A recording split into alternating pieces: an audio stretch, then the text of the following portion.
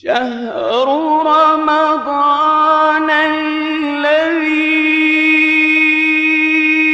أنزل فيه القرآن هدى للناس وبينات من الهدى والفرقان. Au nom d'Allah, le tout miséricordieux, le très miséricordieux, que la paix et le salut d'Allah soient sur son noble prophète et messager, sa famille et ses fidèles compagnons. Mes chers frères et sœurs en islam, que la paix et la bénédiction soient sur vous.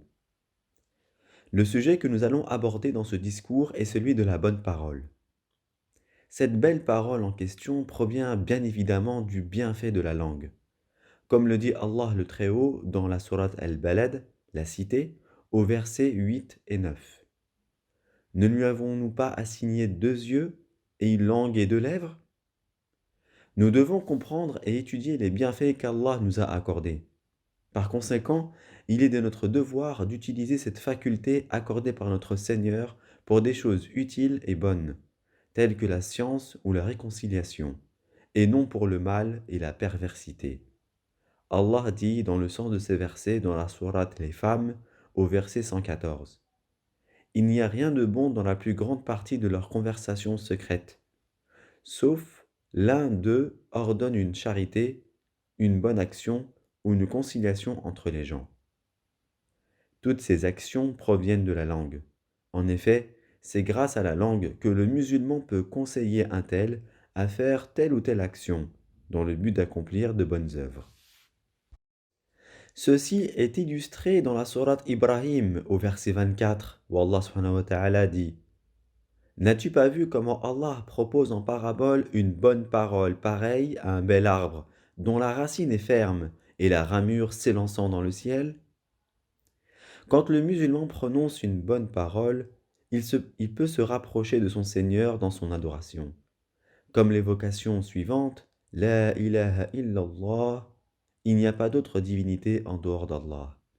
Il prononce avec sa langue l'unicité du Tout-Puissant et contre tout polythéisme. Contrairement à une mauvaise parole pouvant faire tomber la personne dans une incrédulité, parfois involontaire, des attributs de Dieu ou de sa toute-puissance. Donc, la bonne parole est une notion solide, ancrée profondément, et s'élançant dans le ciel. C'est-à-dire que les bonnes paroles élèvent spirituellement ceux qui la prononcent, alors que les mauvaises paroles les diminuent.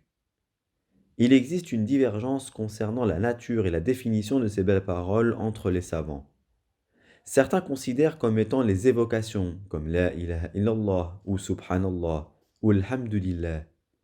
D'autres considèrent que toute parole amenant au bien est une bonne parole décrite par Dieu. Contrairement à la mauvaise parole, celle qui amène au mal et à la discorde, à l'instar de l'associationnisme, de la calomnie ou encore de la médisance. La bonne parole, elle, reste une bonne action auprès de ton Seigneur.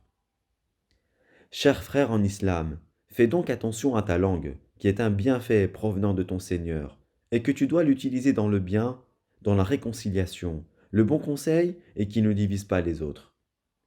Il existe de nombreux hadiths du prophète, que la paix et la bénédiction d'Allah soient sur lui, où il mettait en garde contre la source de la division des hommes, des couples, des associés ou encore les musulmans frères. Les fitnas ou les épreuves commencent toujours par les mots prononcés.